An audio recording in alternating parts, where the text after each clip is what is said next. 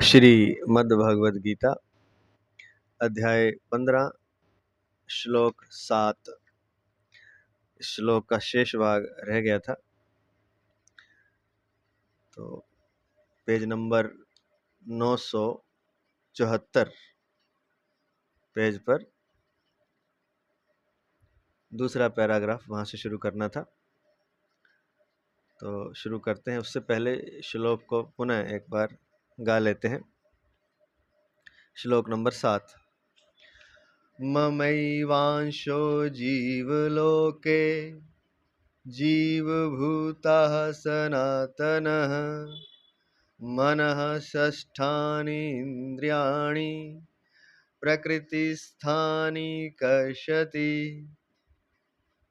इस संसार में जीव बना हुआ आत्मा स्वयं मेरा ही सनातन अंश है, परंतु वह प्रकृति में स्थित मन और पांचों इंद्रियों को आकर्षित करता है, अपना मान लेता है। इस श्लोक की व्याख्या से पहले गीता के बारे में एक विशेष बात कहनी है।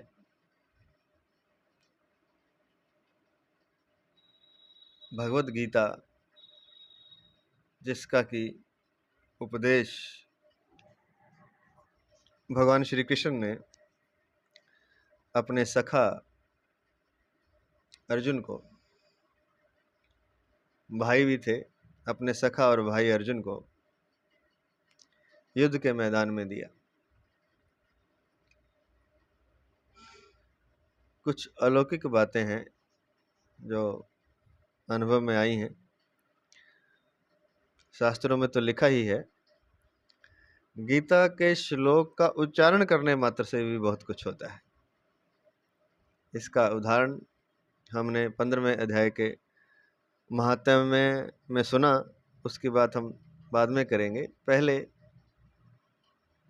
इन श्लोकों का उच्चारण है, चाहे अर्थ समझ में आए चाहे ना आए, इन श्लोकों का उच्चारण ही बहुत श्रेष्ठ बात है, श्रेष्ठतम है। क्योंकि बार बार गीता के महात्म्य में लिखा है, हर अध्याय के पहले जो महात्म्य हम सुनते हैं उसमें लिखा है कि गीता के श्लोकों का पाठ करने से मुक्ति तो होती ही है, संत तब तो प्राप्त हो ही जाता है। जो कोई उसे सुन लेता है वो भी मुक्त हो जाता है। पढ़ने सुनने वाला तो मुक्त होता ही है, उच्चारण करने वाला तो मुक्त होता ही है, लेकिन उसमें इतनी क्षमता भी पैदा हो जाती है कि नरक में पड़े हुए जीवों को भी वह मुक्त कर सकता है। स्वयं तो मुक्त होता है, दूसरों को भी मुक्त कर सकता है। कहना अतिशयोक्ति ना होगी कि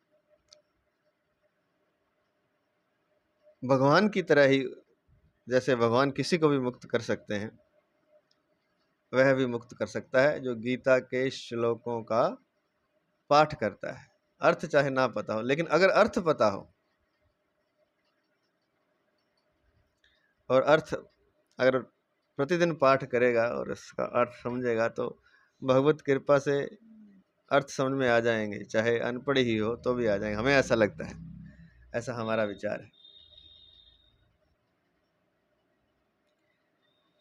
जैसे हमने कोई संस्कृत की विशेष शिक्षा नहीं ली, लेकिन फिर भी पढ़ना भी आ गया। पहले तो पढ़ना भी नहीं आता था श्लोकों को, पूरी तरह तो अभी भी नहीं आया शायद, लेकिन फिर भी, और उसका अर्थ भी समझ में आ जाता है लगभग। ये अपने आप ही होता है, ये अलौकिक बातें हैं। तो गीता के श्लोकों का पाठ करने से अगर अर्थ सहित करे तो फिर तो क्या बात है, फिर तो निश्चित ही है कि वह मुक्त होगा और औरों को भी मुक्त कर सकेगा।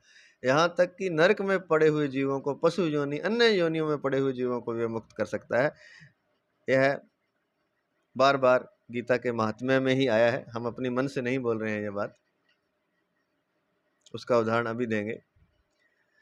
दूसरी बात, पाठ इसका निरंतर करना। ऐसा नहीं है कि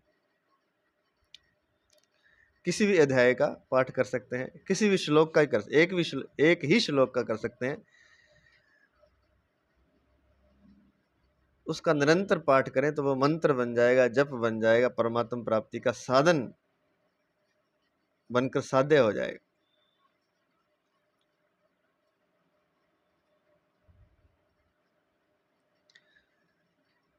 क्योंकि कुछ शब्द ऐसे होते हैं, उन शब्दों में ही कुछ ऐसी विशेष बात होती है कि वे शब्द सुनते ही मुक्ति होती है।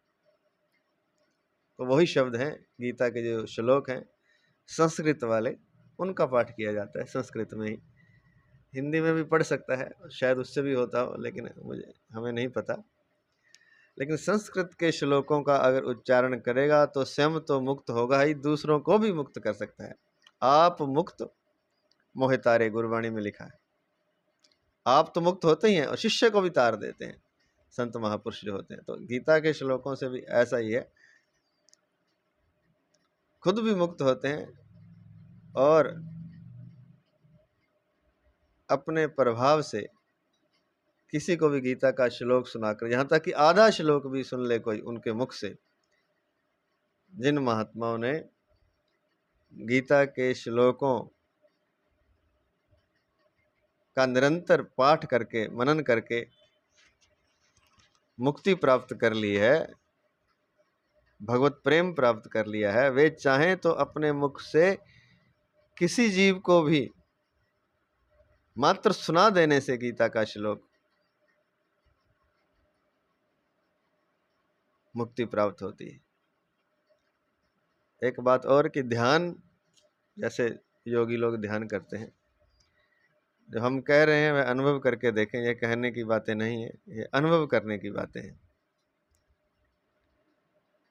गीता के श्लोकों का अध्ययन करें, चाहे गीता को पढ़ें जो महाराज जी की है साधक संजीवनी, क्योंकि अर्थ भी तो बिल्कुल परफेक्ट होना चाहिए। तो साधक संजीवनी ग्रंथ बहुत ही अच्छा है, स्वामी पूज्य महाराज श्री स्वामी राम सुखदास जी महाराज जी द्वारा लिखा हुआ। इसका मात्र अध्ययन करें प्रतिदिन 1 घंटा, और फिर उसके बाद आंख बंद करके ध्यान में बैठ जाएं या लेट जाएं। बैठ नहीं सकते तो लेटें, अगर बैठ सकते हैं तो बैठ जाएं। आधा घंटा, पौना घंटा, 1 घंटा, जितना बैठ, कम से कम आधा घंटा तो बैठे।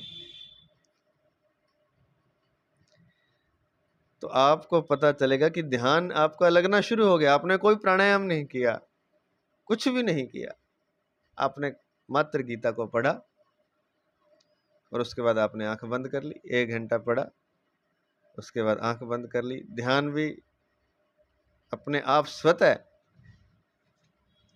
ध्यान में स्थिति हो जाएगी, समाधि में भी स्थिति हो जाएगी।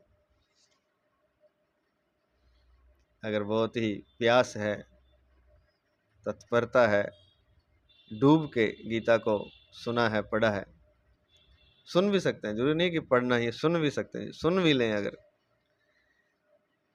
डूब के सुन लें, अगर पूरी प्यास के साथ, पूरी तड़फ और श्रद्धा के साथ, तो समाधि भी लग सकती है। नहीं तो कितना समाधि ध्यान आदि प्राप्त करने के लिए वर्षों लगते हैं, वर्षों मेहनत, प्राणायाम, ध्यान, जप, गुरु के सानिध्य में रहना, गुरु की आज्ञा का पालन करना, सब अच्छी बातें हैं। ऐसा नहीं है कि कुछ वो सही नहीं है। गुरु की आज्ञा में रहना अपने आप में ही एक साधना है, पूर्ण साधना है। गुरु की आज्ञा में रहना पूर्ण साधना है, उससे भी हो जाएगा। लेकिन जो गीता की बात हम बता रहे हैं, गीता को सुनने मात्र से सब होता है। और ये बात गीता के अंतिम श्लोक में आई भी है, वो श्लोक भी देख ही लेते हैं। भगवान स्वयं कह रहे हैं गीता के 18वें अध्याय के 71वें श्लोक में, अंतिम 2-3 श्लोक हैं ये। भगवान कह रहे हैं, श्रद्धावानन सूयश्च शृणुयादपि यो नरः सोऽपि मुक्तः शुभान लोकान प्राप्युन्यात् पुण्यकर्मणाम। अर्थात श्रद्धावान और दोष दृष्टि से रहित जो मनुष्य इस गीता ग्रंथ को सुन भी लेगा, शृणुयात अपि, सुन भी लेगा, वह भी शरीर छूटने पर पुण्य कार्यों के शुभ लोकों को प्राप्त हो जाएगा। जो पुण्य करने वाले पुण्य लोकों में जाते हैं, उन लोकों में गीता को मात्र सुनने वाला भी उन लोकों में चला जाए।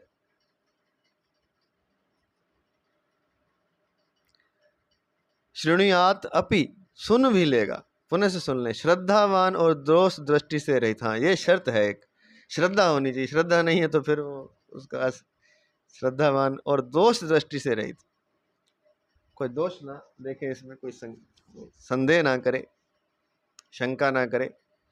श्रद्धावान और दोष दृष्टि से रहित, बस इतनी सी शर्त है। श्रद्धा हो परमात्मा में, भगवान श्री कृष्ण में, और दोष दृष्टि से रहित हो।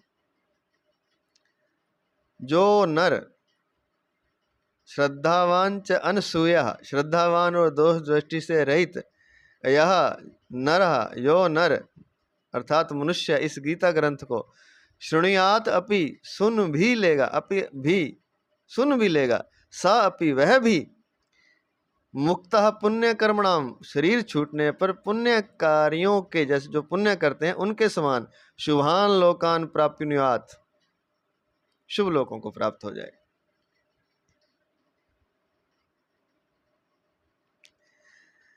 तो सुनने मात्र से भी बात बन जाएगी, मात्र सुनने से या पढ़ने से, सुनने से। और भी लिखा हुआ है, और जब आएगा तब उसका विस्तार से वर्णन करेंगे। अभी हिंदी अर्थ देख लेते हैं। श्लोक 18वें अध्याय का श्लोक 68 मुझमें पराभक्ति करके जो इस परम गोपनीय संवाद अर्थात गीता ग्रंथ को मेरे भक्तों में कहेगा, वह मुझे ही प्राप्त होगा, इसमें कोई संदेह नहीं। और इसे कोई सुना दे किसी को, वो भी मुझे प्राप्त हो जाएगा।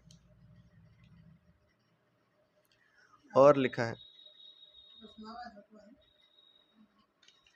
और भी लिखा है,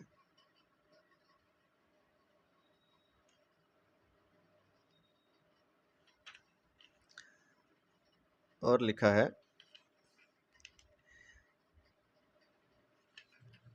जो भक्तों में कहेगा वो मुझे ही प्राप्त होगा, इसमें कोई संदेह नहीं।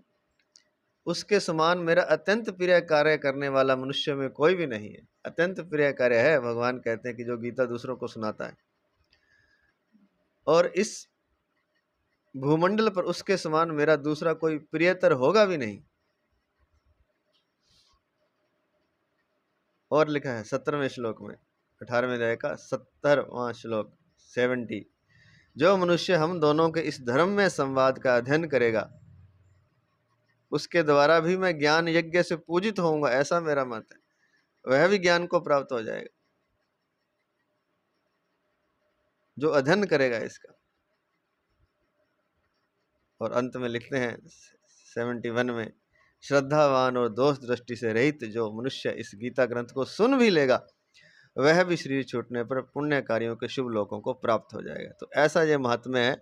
ये कोई अतिशयोक्ति नहीं है, कोई हवा में तीर नहीं है, ये बातें, ये सत्य बातें हैं। और जो इसको पढ़ेगा सुनेगा उसे अनुभव भी होगा, पढ़ते हुए भी कुछ अनुभव होगा, सुनते हुए भी अनुभव होगा, बशर्ते कि नियमित इसका अध्ययन किया जाए, नियमित पाठ किया जाए। और अगर बहुत ऊंची स्थिति प्राप्त करनी हो तो निरंतर पाठ किया जाए। ये मंत्र ही है, ये गुरु मंत्र की तरह काम करेगा। एक ही श्लोक या पूरे अध्याय का पाठ कर सकता है कोई, जैसा चाहे। तो श्रद्धावानन सुयश्च शृणुयादपि यो नरः सो अपि मुक्ता शुभान् लोकान् प्राप्यनुयात् पुण्य कर्मणाम। तो ये बात थी एक। तो दूसरी बात जो इस 15वें अध्याय का महात्म्य है, उसमें हमने कहानी सुनी थी। कहानी का इतिहास था कि राजा एक नए घोड़े को लेकर जंगल में शिकार खेलने गया, और अपने सैनिक भी थे साथ में, लेकिन सैनिक तो पीछे छूट गए, राजा आगे चला गया, और एक तरह से वो जंगल में भटक गया। ये 15वें अध्याय का महात्म्य ही है। इसी अध्याय का शुरू में हमने दे रखा है, किसी ने सुनना हो तो पुनः सुन सकता है। उसका एक प्रसंग जो छोटा सा है बीच वाला, वो बता देते हैं।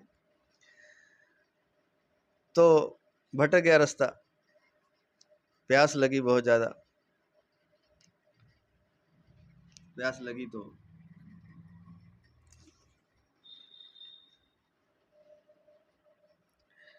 प्यास ने उन्हें व्याकुल कर दिया। तब वह राजा घोड़े से उतरकर जल की खोज करने लगे।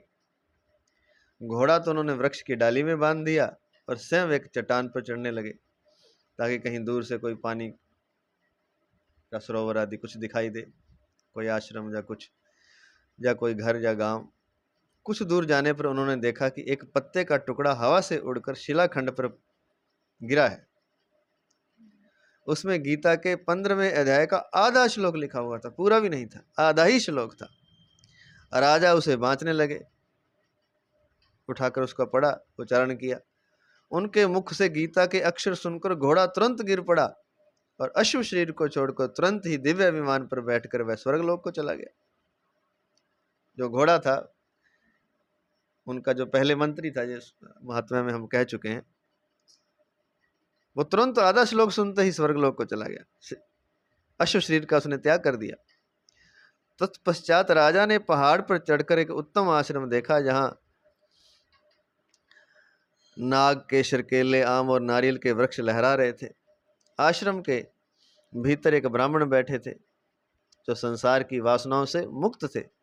राजा ने प्रणाम करके बड़ी भक्ति के साथ उनसे पूछा, ब्राह्मण, मेरा अश्व जो अभी अभी स्वर्ग को चला गया है, उसमें क्या कारण है?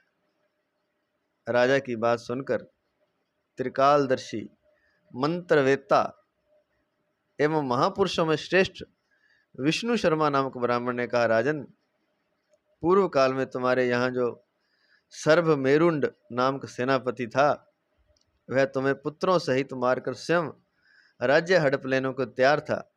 इसी बीच में हैजे का शिकार होकर वह मृत्यु को प्राप्त हो गया था। उसके बाद वह उसी पाप से घोड़ा हुआ था, और यह वही घोड़ा था। यहाँ कहीं गीता के 15वें अध्याय का आधा श्लोक लिखा मिल गया था, उसे ही तुम बांचने लगे। उसी को तुम्हारे मुख से सुनकर वह अश्व स्वर्ग को प्राप्त हुआ है। तो मंत्रवेता, जिन्होंने ये सिद्ध कर लिया, जो निरंतर पाठ करते हैं, वे मंत्रवेता होते हैं। उनका लिखा हुआ पत्ते पर एक श्लोक, आधा श्लोक ही था, जो पढ़ा, उन्होंने भी नहीं पढ़ा, ब्राह्मण ने, राजा ने पढ़ा, उसी को सुनने से वह मुक्त हो गया।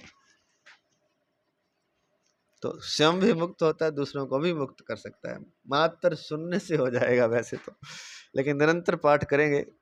क्यों हो जाएगा, ये तो बहुत बड़ी बात है, ये अभी नहीं करेंगे। इसके बाद क्यों होता है ऐसा, ये तो करें और देखें, अनुभव करने की बातें हैं। परमात्मा की प्राप्ति तो शुरू में तो नहीं हो जाएगी, लेकिन कुछ कुछ अनुभव अवश्य होगा गीता को पढ़ने से, सुनने से, इसका पाठ करने से। तो ये समझ लीजिए कि ये गीता जो है वो मुक्ति की नाव है, जहाज है, नाव भी नहीं है, जहाज है, जो भव सागर से निश्चित ही पार ले जाएगा। तो इसका आधा श्लोक, एक श्लोक का पाठ, गीता का अध्ययन, सुनना, सुनाना, ये सब कुछ दिव्य है। और इसका अगर अर्थ समझते हुए, अनुभव करते हुए गीता का पाठ किया जाए, तब तो कहना ही क्या। सहस्वर में कभी गीता का पाठ सुने तो अपने आप आपकी चेतना सहस्त्रार में चली जाएगी। सुन के देखें, कभी 5-7 लोग बैठ जाएं, थोड़ा गीता के श्लोकों का अध्ययन करें, अध्ययन नहीं, पाठ करें, उच्चारण करें एक स्वर में, सहस्वर, या कहीं सुने जहाँ हो रहा हो, सहस्वर हो रहा हो, जहाँ 5-7 लोग बैठकर यहाँ कर रहे हो, तो मात्र बैठ जाएं आप, अपने आप चेतना सहस्त्रार में चली जाएगी, आज्ञा चक्र पर चली जाएगी, ध्यान लग जाएगा। यह अनुभव की बात है, अनुभव करने की बातें हैं।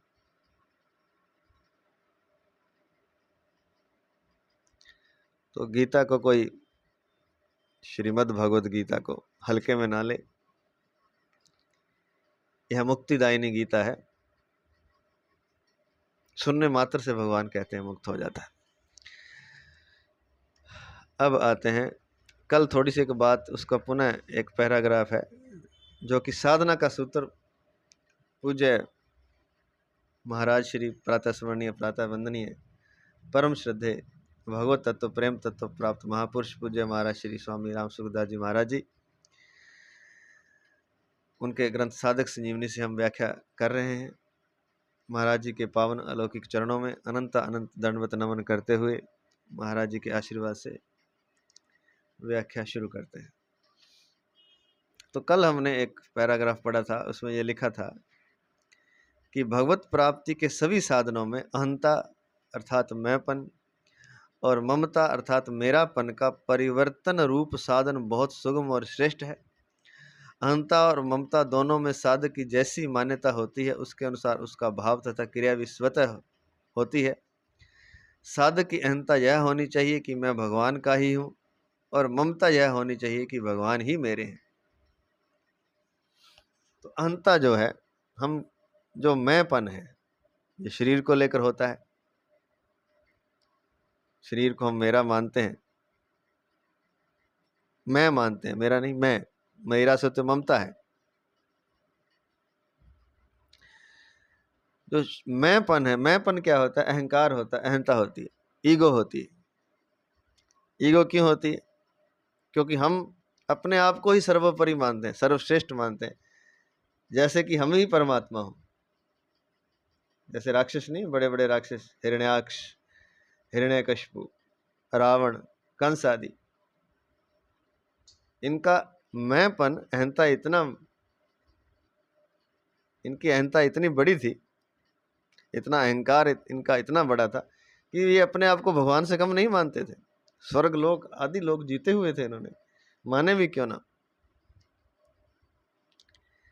लेकिन हम में भी अहंता है, हम में उसी लेवल की ही अहंता होती है। हमारे पास पावर नहीं है, लेकिन अगर पावर हो, शक्ति हो, तो हम भी रावण से कम नहीं। तो अहंता होती है कि मैंपन होता है।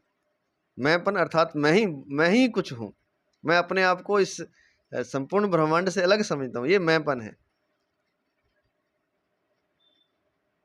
बल्कि सारी सृष्टि मेरे लिए है, ऐसा भी हम समझ। मैंपन से मतलब भी यही होता है, मैं सबका मालिक हूँ, मैं कुछ भी, मतलब मैं अपने आप को सर्वोपरि मानता हूँ, अपने होने को। यह है अहंता। अपने शरीर को लेकर, अपना होना तो अलग है, अपने शरीर को लेकर मैं अपने आप को सर्वश्रेष्ठ मानता हूँ, यह अहंता, यह है मैंपन। अब इस मैंपन की जगह क्या करना है?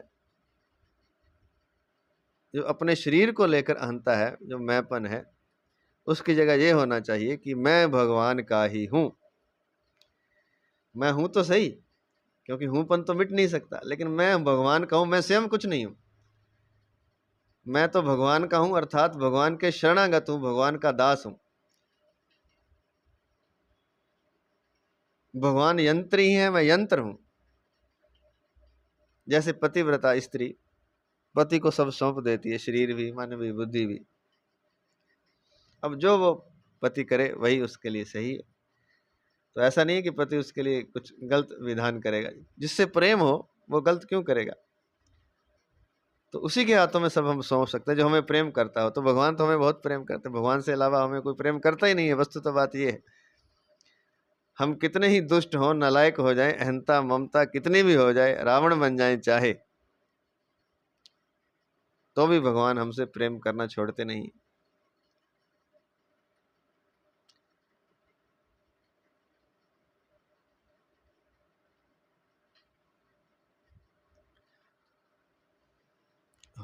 पूरा रामचरितमानस का है, सन्मुख हो ही जीव मोहि जब ही, जन्म कोटि अग नास ही तब ही। करोड़ों जन्मों के पाप भगवान के सम्मुख होते ही, अर्थात भगवान के शरणागत होते ही नष्ट हो जाते हैं। अपना अहमपन छोड़ते ही नष्ट हो जाते हैं, अपना मैंपन छोड़ते ही नष्ट हो जाते हैं, अपनी अहंता छोड़ते ही नष्ट हो जाते हैं। उसी के लिए पूज्य महाराज जी कहते हैं कि उस अहंता को नष्ट एक क्षण में किया जा सकता है। वो क्या तरीका है? कि मैं भगवान का ही हूं, मेरा मुझ में कुछ नहीं, जो कुछ है सो तोर, वह तेरा है सब कुछ, मैं तुम्हारा हूं। जो मेरा होना है, जो मैं है, वह मैं तुम्हारा हूं, मैं भगवान का ही हूं। तो यह है सन्मुख होना, परमात्मा के शरणागत होना। क्योंकि शरणागत हो जाएगा तो उसका अहंकार समाप्त हो जाएगा, अहंता समाप्त हो जाएगी। तो ये आसान तरीका है। कहते हैं कि सुगम और श्रेष्ठ, मैं भगवान का ही हूं। तो एक तो अहंता, उसको तो हम इस तरह से बदल सकते हैं अपने मैंपन को। और फिर इस शरीर, एक तो मैं हूं कुछ, एक ये तो है अहंकार, मैं हूं, ये होता तो शरीर को लेकर ही है,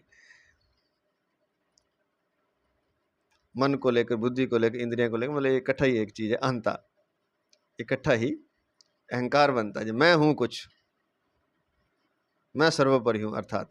लेकिन जब हम कह देंगे कि मैं भगवान का ही हूं, तो सर्वोपरि से हम दास हो जाएंगे, हम शरणागत हो जाएंगे और अहंता समाप्त हो जाएगी, तुरंत तुरंत समाप्त हो जाएगी।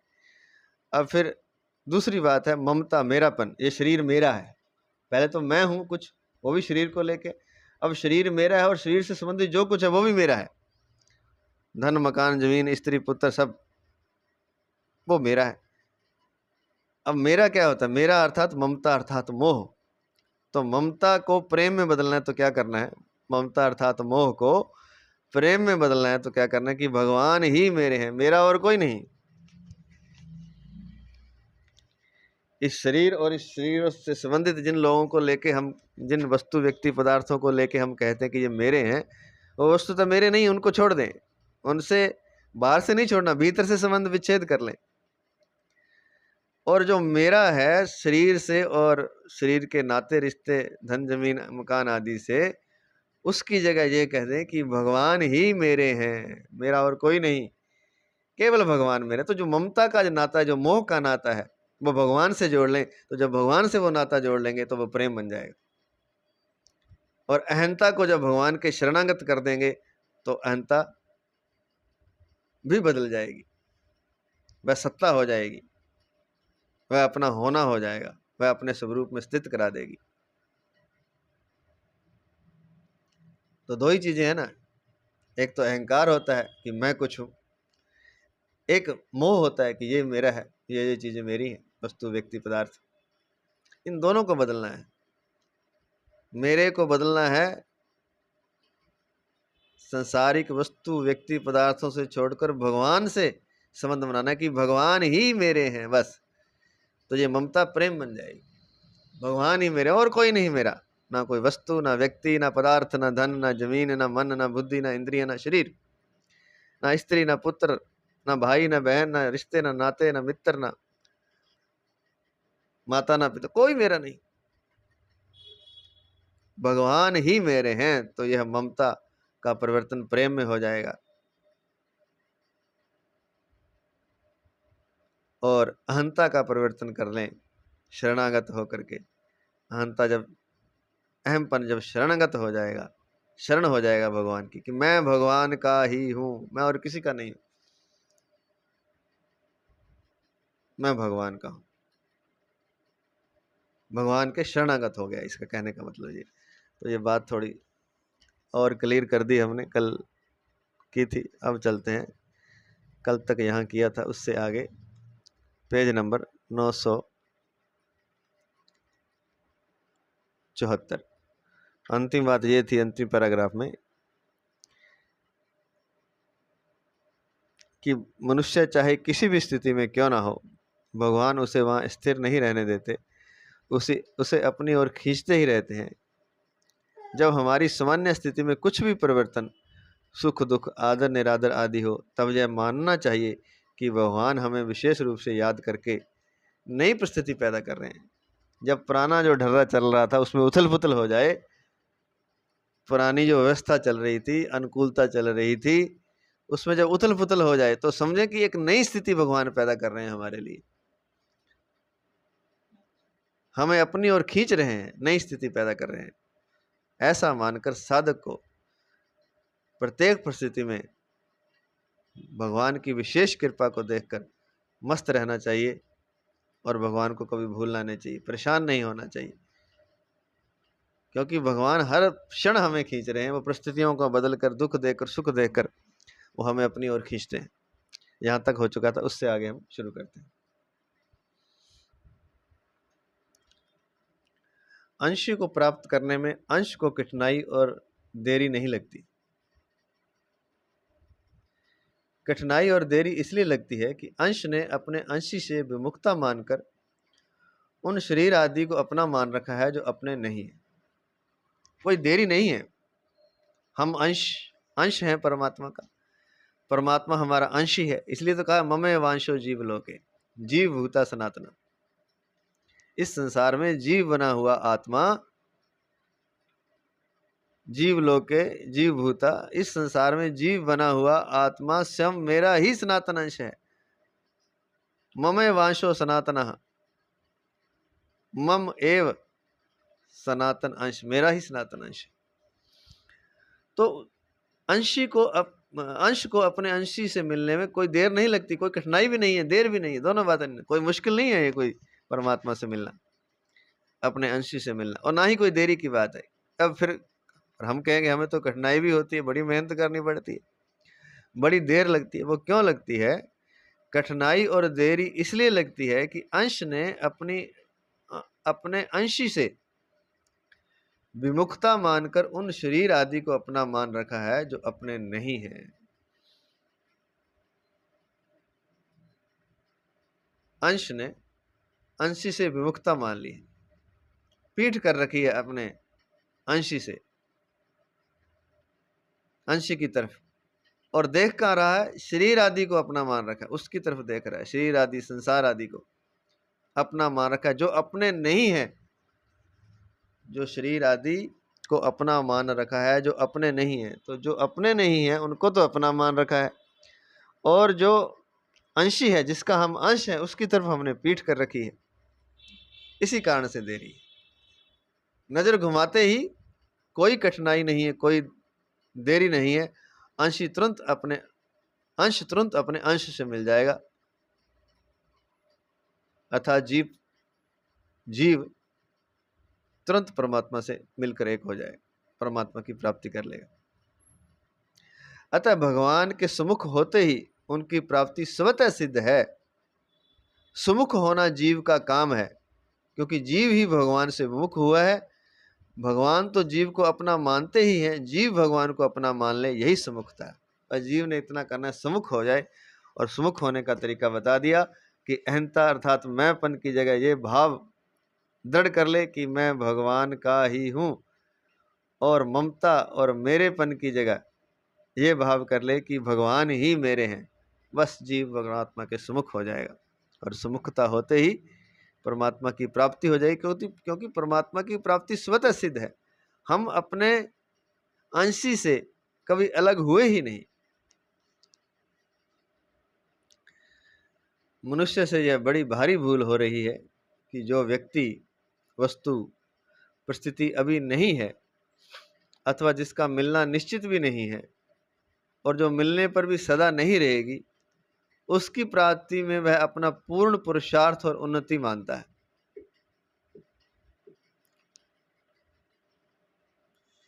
जो व्यक्ति अभी मिला नहीं, जो वस्तु हम चाहते हैं वो जो हमें मिली नहीं, जो परिस्थिति हम चाहते हैं वह भी आई नहीं, और पक्का भी नहीं है कि वो वस्तु, व्यक्ति, परिस्थिति, पदार्थ हमें मिलेगा या नहीं मिलेगा, और मान लेते हैं कि मिल जाएगा, पक्का है कि मिल जाएगा, लेकिन मिलने पर भी सदा नहीं रहेगा। कोई वस्तु, व्यक्ति, पदार्थ सदा रहता है क्या? कोई परिस्थिति सदा रहती है? नहीं रहती। तो जो पहली बात तो मिलना निश्चित नहीं है, किसी जिस व्यक्ति, वस्तु, पदार्थ को हम चाहते हैं, परिस्थिति को हम चाहते हैं, पहली बात तो उसका मिलना निश्चित नहीं है। अगर मिल भी जाए तो वह सदा नहीं रहने वाला।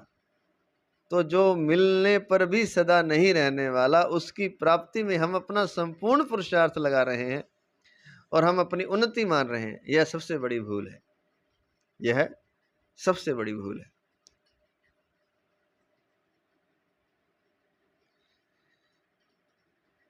यह मनुष्य का अपने साथ बड़ा भारी धोखा है। हम स्वयं के साथ ही धोखा कर रहे हैं। जिन चीज़ों को हम पाना चाहते हैं और उनको पाकर हम अपना पुरुषार्थ और उन्नति मानते हैं, वो पहली बात तो उनका मिलना निश्चित नहीं है। अगर मिलना निश्चित भी है तो मिलने पर उनका रहना निश्चित नहीं है, वो सदा नहीं रहेगी। ये शरीर ही नहीं रहेगा तो इस शरीर के अलावा जो वस्तु है वो कहाँ रहेगी? तो यह मनुष्य का अपने साथ बड़ा भारी धोखा है। वास्तव में जो नित्य प्राप्त और अपना है, जो हमें प्राप्त ही है, जो हमारा अपना है परमात्मा, उस परमात्मा को प्राप्त करना ही मनुष्य का परम पुरुषार्थ है। जो अपना है, दूसरी चीज़ों को अपना ना माने, वो तो संसार से मिली है, संसार की।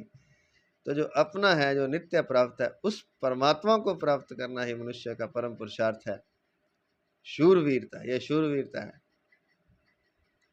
हम धन संपत्ति आदि सांसारिक पदार्थ कितने ही क्यों ना प्राप्त कर लें, पर अंत में या तो वे नहीं रहेंगे अथवा हम नहीं रहेंगे। कोई धन जमीन हम प्राप्त कर भी लें, कोई वस्तु व्यक्ति पदार्थ, तो अंत में वो नहीं रहेंगे। हो सकता है वो रह जाए, हम ना रहें। अगर वो रह भी जाएंगे, हम नहीं रहेंगे। ये जमीन, ये महल सदियों से खड़े हैं, इनके कई मालिक बदल गए हैं।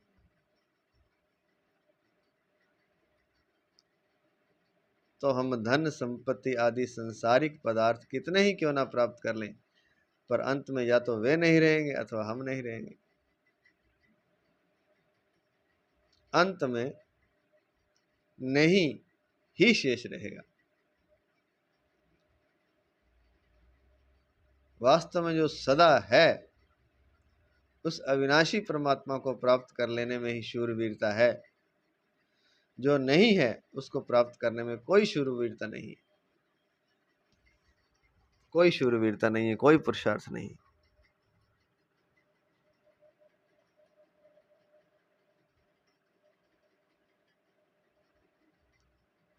जो नहीं है, जो अंत में नहीं हो जाएगा, उसको प्राप्त करने में कोई शूरवीरता, कोई पुरुषार्थ नहीं। जीव जितना भी नाशवान पदार्थों को महत्व देता है, उतना ही वह पतन की तरफ जाता है, और जितना ही अविनाशी परमात्मा को महत्व देता है, उतना ही वह ऊंचा उठता है, कारण कि जीव परमात्मा का ही अंश है।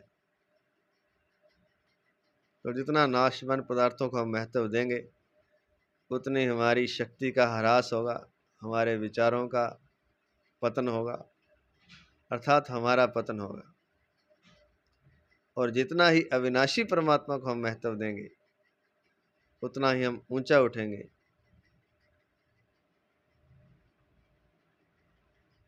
कारण कि जीव परमात्मा का अंश है।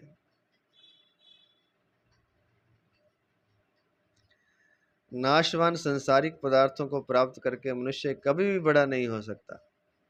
केवल बड़े होने का वहम या धोखा हो जाता है। और वास्तव में असली बड़प्पन अर्थात परमात्मा प्राप्ति से वंचित हो जाता है। कहते हैं नाशवान पदार्थों को प्राप्त करके हम खुश तो बड़े होते हैं, और हम अपने आप को बड़ा भी समझते हैं। धन मकान जमीन गाड़ी बंगला ये वो, इनको प्राप्त करके बड़ी नौकरी, सुंदर रिश्ते नाते, तो इनको प्राप्त करके हम खुश तो बहुत होते हैं।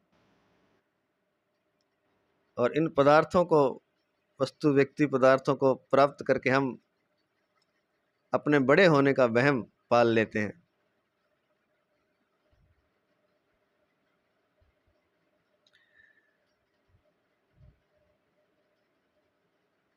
और वास्तविक जो असली बड़प्पन है परमात्मा प्राप्ति, उससे हम वंचित हो जाते हैं। नाशवान संसारिक पदार्थों को प्राप्त करके मनुष्य कभी भी बड़ा नहीं हो सकता। केवल बड़े होने का वहम या धोखा हो जाता है, और वास्तव में असली बड़प्पन अर्थात परमात्मा प्राप्ति से वंचित हो जाता है।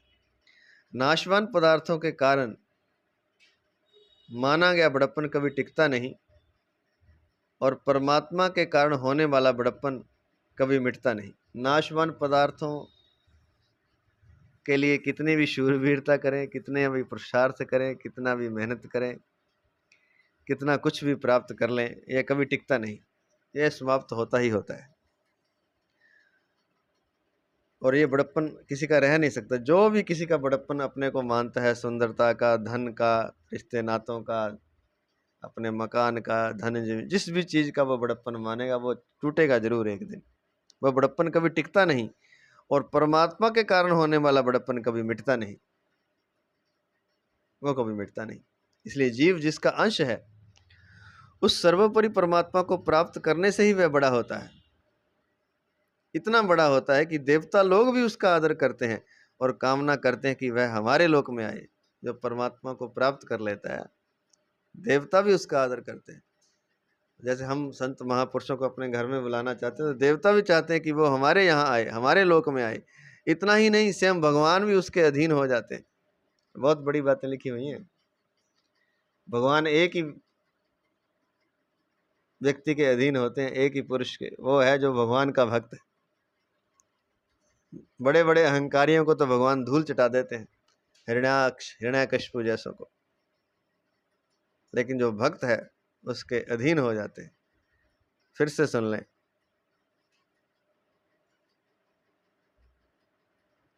परमात्मा के कारण होने वाला बड़प्पन कभी मिटता नहीं, इसलिए जीव जिसका अंश है उस सर्वोपरि परमात्मा को प्राप्त करने से ही वह बड़ा होता है।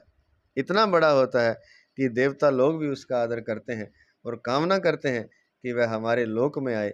इतना ही नहीं, स्वयं भगवान भी उसके अधीन हो जाते हैं। अगला पद, मना षष्ठानि इंद्रियाणि प्रकृति स्थानी कर्षति।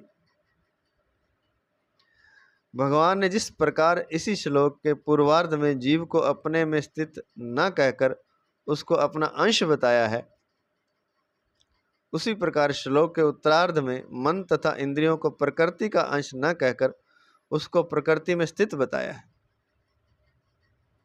तात्पर्य है कि भगवान का अंश जीव सदा भगवान में ही स्थित है और प्रकृति में स्थित मन तथा इंद्रियां प्रकृति के ही अंश हैं। मन और इंद्रियों को अपना मानना, उनसे अपना संबंध मानना ही उनको आकर्षित करना है।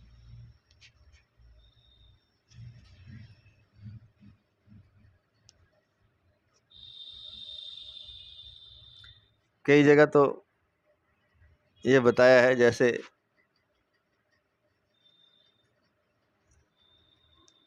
कि जीव मुझ में स्थित है, ऐसा कई जगह बताया है। लेकिन इस श्लोक के पूर्वार्ध में, पूर्वार्ध कौन सा, ममे वांशो जीव लोके जीव भूता सनातना, जीव को अपने में स्थित न कहकर उसको अपना अंश बताया है। मेरा अंश है, ममे वांशो, जीव लोके, जीव और उनके लोग। तो जीव को अपने में स्थित न कहकर उसको अपना अंश बताया, तथा उसी प्रकार श्लोक के उत्तरार्ध में मन तथा इंद्रियों को प्रकृति का अंश न कहकर उनको प्रकृति में स्थित बताया है।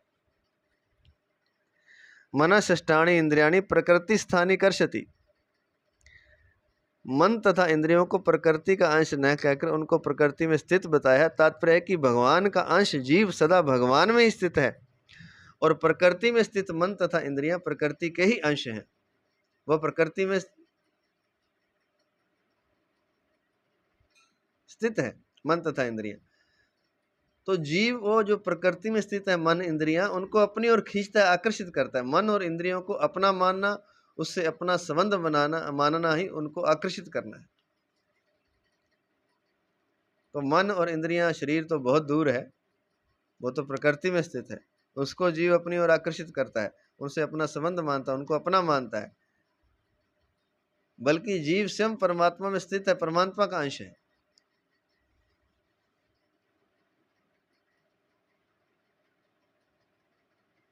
तात्पर्य यह कि भगवान का अंश जीव सदा भगवान में स्थित है और प्रकृति में स्थित मन तथा इंद्रियां प्रकृति के ही अंश है। तो दोनों अलग अलग है।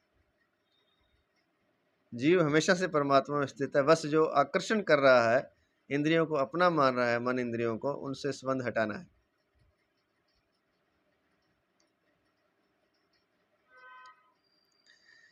यहाँ बुद्धि अंतर्भाव मन शब्द में, यहाँ बुद्धि का अंतर्भाव मन शब्द में जो अंतःकरण का उपलक्षण है,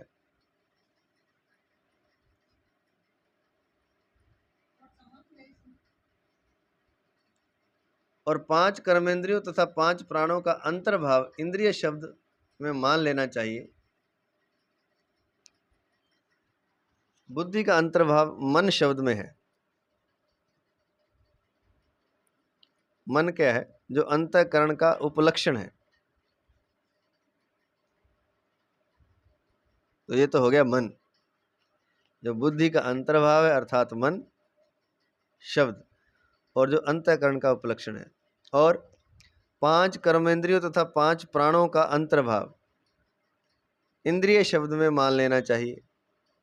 5 कर्मेंद्रियां और 5 प्राण, इनका अंतर्भाव इंद्रिय शब्द में मान लेना चाहिए। उपयुक्त पदों से भगवान कहते हैं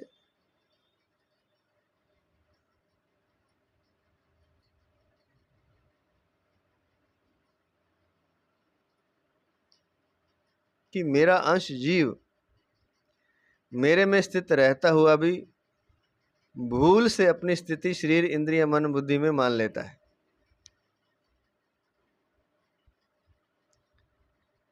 मेरा अंश जीव मेरे में स्थित रहता हुआ भी भूल से अपनी स्थिति शरीर इंद्रियां मन बुद्धि में मान लेता है। जैसे शरीर इंद्रियां मन बुद्धि प्रकृति का अंश होने से कभी प्रकृति से पृथक नहीं होते, ऐसे ही जीव भी मेरा अंश होने से कभी मेरे से पृथक होता नहीं, हो सकता नहीं, परंतु यह जीव मेरे से विमुख होकर मुझे भूल गया है।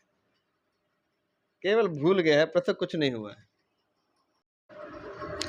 यहाँ मन और 5 ज्ञानेंद्रियों का नाम लेने का तात्पर्य यह है कि इन 6 से संबंध जोड़कर ही जीव बनता है। अतः साधक को चाहिए कि वह शरीर इंद्रियां मन बुद्धि को संसार के अर्पण कर दे, अर्थात संसार की सेवा में लगा दे, और अपने आप को भगवान के अर्पण कर दे।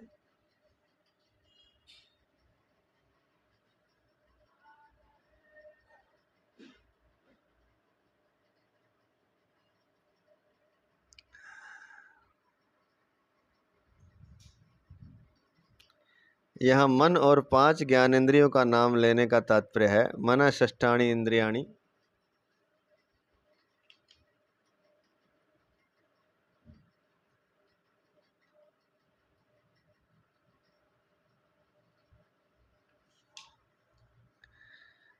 यहाँ मन और 5 ज्ञानेंद्रियों का नाम लेने का तात्पर्य यह है कि इन 6 से संबंध जोड़कर ही जीव बंधता है। मन से और 5 ज्ञानेंद्रियों से जीव जो संबंध जोड़ लेता तो बंध जाता है। आँख नाक कान जीव त्वचा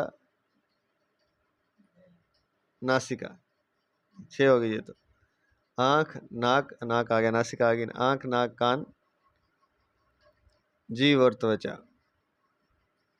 तो ये 5 इंद्रियां होगी। ये 5 इंद्रियां और मन, इन 6 से संबंध जोड़कर ही जीव बंधता है। अतः साधक को चाहिए कि वह शरीर इंद्रियां मन बुद्धि को संसार के अर्पण कर दे, अर्थात संसार की सेवा में लगा दे, शरीर को भी, इंद्रियों को भी, मन को भी, बुद्धि को भी, और अपने आप को भगवान के अर्पण कर दे, और अपने आप को भगवान के अर्पण कर दे। विशेष बात यह है कि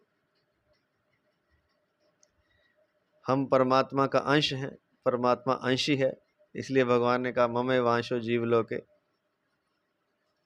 जीव भूता सनातनः। इस संसार में जीव बना हुआ आत्मा स्वयं मेरा ही सनातन अंश है। तो हम परमात्मा के अंश हैं, परमात्मा हमारा अंश ही है, और हम कभी परमात्मा से अलग हुए ही नहीं, एक क्षण भी अलग नहीं हुए। तो फिर हम फंस कैसे गए, बंद कैसे गए? वो इसलिए बंद गए, एक तो हम परमात्मा से कभी अलग हुए नहीं, परमात्मा का हम अंश हैं, और जो शरीर इंद्रिय मन बुद्धि प्रकृति का अंश है, ये प्रकृति से कभी अलग नहीं हुए। तो फिर बंधा कौन? शरीर इंद्रियां मन बुद्धि तो प्रकृति का है, वो प्रकृति से बंधा हुआ है, और जीव मेरा अंश है, वो मेरे से बंधा हुआ है। तो फिर बंधा कौन? जीव विमुख हो गया है, खाली अलग नहीं हुआ है, विमुख हो गया है, अर्थात भूल गया है परमात्मा को। और भूला किस कारण से? मन और इंद्रियों द्वारा जब वह संसार को देखता है अपने को भूलकर, तब वह बंध जाता है। बस इतनी सी बात है।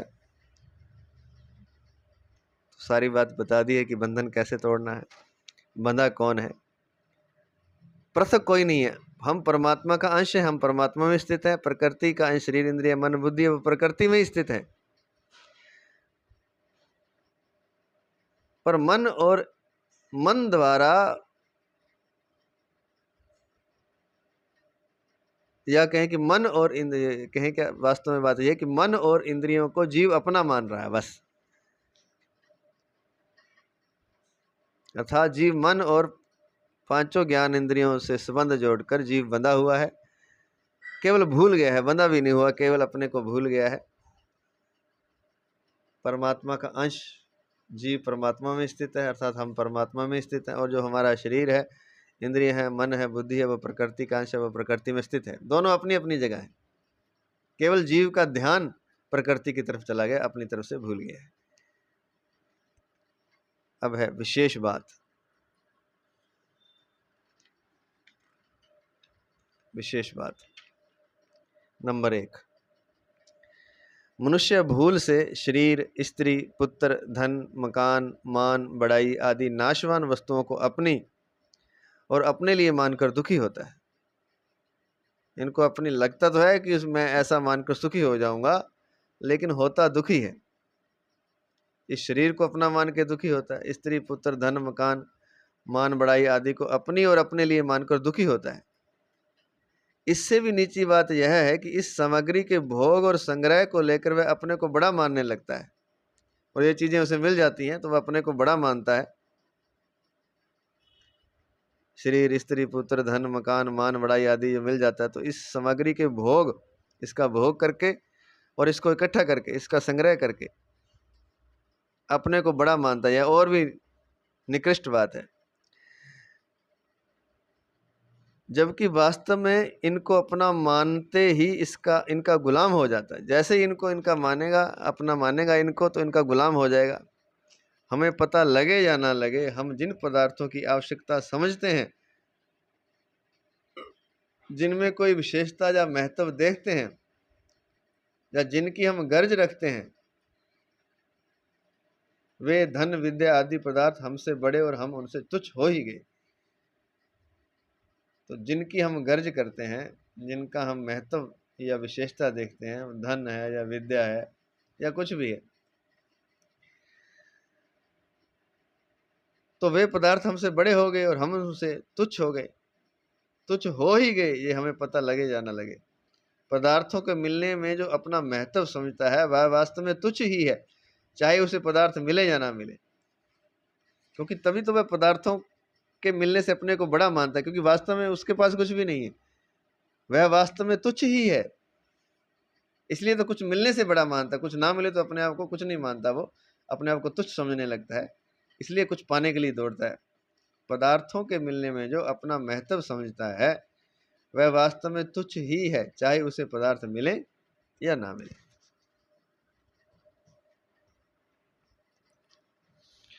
भगवान का दास होने पर भगवान कहते हैं, मैं तो हूं भगवान का दास। भगवान का दास होने पर भगवान कहते हैं, मैं तो हूं भक्तन का दास, भक्त मेरे मुकुटमणि। जब हम भगवान का दास हो जाते हैं तो भगवान कहते हैं, मैं तो हूं भक्तन का दास। हम भगवान के दास होते हैं, भगवान हमारे दास हो जाते हैं।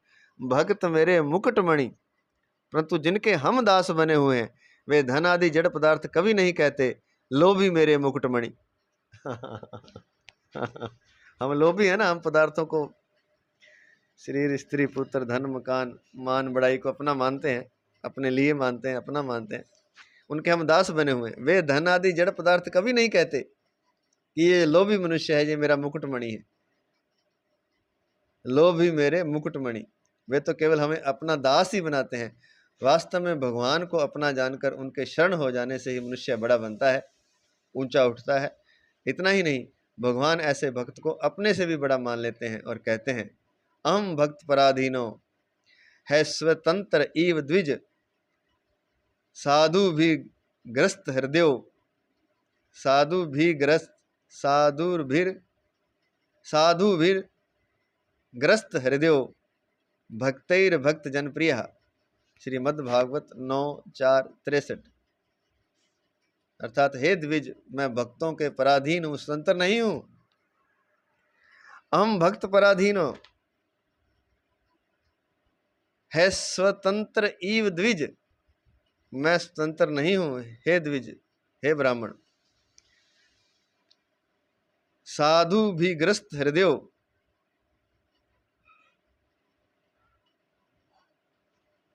मेरे हृदय पर उनका पूर्ण अधिकार है। भक्तैर भक्त जनप्रिय, कोई भी संसारिक व्यक्ति पदार्थ क्या हमें इतनी बड़ाई दे सकता है।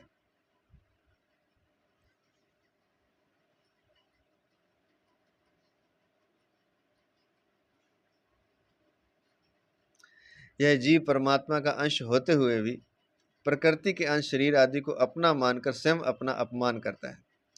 पहले बता चुके हैं कि शरीर, इंद्रियां, मन, बुद्धि ये प्रकृति का अंश हैं और प्रकृति में ही स्थित है, प्रकृति से कभी अलग नहीं हुए। हमने केवल एक तरह से मानसिक संबंध मान रखा है, इनसे संबंध है नहीं। और हम परमात्मा के अंश, हम भी कभी परमात्मा से अलग नहीं हुए। इसलिए तो लिखते हैं कि यह जीव परमात्मा का अंश होते हुए, हम परमात्मा का अंश होते हुए प्रकृति के अंश शरीर आदि को अपना मानकर स्वयं अपना अपमान करते हैं और अपने को नीचे गिराते हैं। शरीर आदि को अपना मानकर स्वयं अपना अपमान करता है जीव और अपने को नीचे गिराता है। अगर मनुष्य इन शरीर, इंद्रियां, मन आदि संसारिक पदार्थों का दास ना बने तो वह भगवान का भी इष्ट हो जाए। इष्टोसी में दृढ़मिति, गीता 18वें अध्याय का 64वां श्लोक। अगर वह संसारिक चीजों का दास ना बने, संसारिक पदार्थों का दास ना बने, तो वह भगवान का इष्ट हो जाता है। जिन्होंने भगवान को प्राप्त कर लिया है उनको भगवान अपना प्रिय कहते हैं। गीता 12वें अध्याय के 13वें से 19वें श्लोक तक।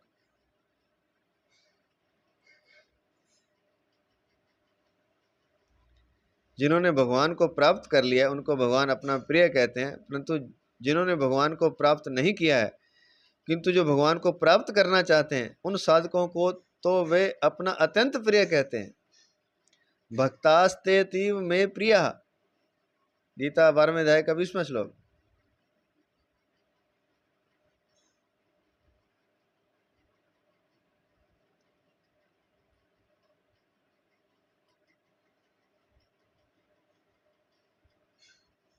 तो जो भगवान को प्राप्त करना चाहते हैं उन साधकों को तो वे अपना अत्यंत प्रिय कहते हैं। 12वें अध्याय का 20वां श्लोक। भक्तास्ते तीव में प्रिय, ऐसे परम दयालु भगवान को जो साधकों को अत्यंत प्रिय और सिद्ध भक्तों को केवल प्रिय कहते हैं, मनुष्य अपना नहीं मानता। यह उसका कितना प्रमाद है, यह मनुष्य का कितना प्रमाद है कि जो भक्त साधक है, जिन्होंने परमात्मा प्राप्ति का लक्ष्य बना लिया है, उसको भगवान अत्यंत प्रिय कहते हैं। और जिसने पा लिया है परमात्मा उसको प्रिय कहते हैं, केवल प्रिय। ऐसे परम दयालु भगवान को जो साधकों को अत्यंत प्रिय और सिद्ध भक्तों को केवल प्रिय कहते हैं, मनुष्य अपना नहीं मानता। यह उसका कितना प्रमाद है, कितनी मूर्खता है, कितनी मूढ़ता है, कितना अज्ञान है, कितना आलस्य है, कितनी मंद बुद्धिता है, कितनी विवेक की कमी है।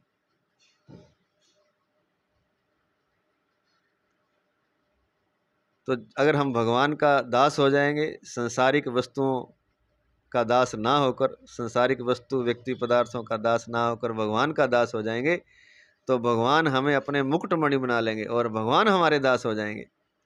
लेकिन अगर संसारिक वस्तुओं का दास हम रहे तो हम गुलाम हो जाएंगे और हमारा पतन हो जाएगा। भगवान बहुत दयालु हैं, अत्यंत। वे साधक को तो अत्यंत प्रिय मानते हैं। यह हमारी ही मूर्खता है, हमारी ही कमी है कि ऐसे परमात्मा को हम अपना नहीं मानते और हमारा ध्यान शरीर आदि संसारिक पदार्थों की ओर है। तो जो अपना है उसे अपना मान लें, यही सिद्धि है, यही इस मनुष्य शरीर का वास्तविक धर्म है। आज इतना ही। जय श्री कृष्ण, जय श्री कृष्ण, जय श्री कृष्ण। इसका विशेष रह गया है जो हम कल करेंगे, पेज नंबर 975 75। दो विशेष बात का एक पॉइंट हो गया है, 2 नंबर पॉइंट से कल करेंगे।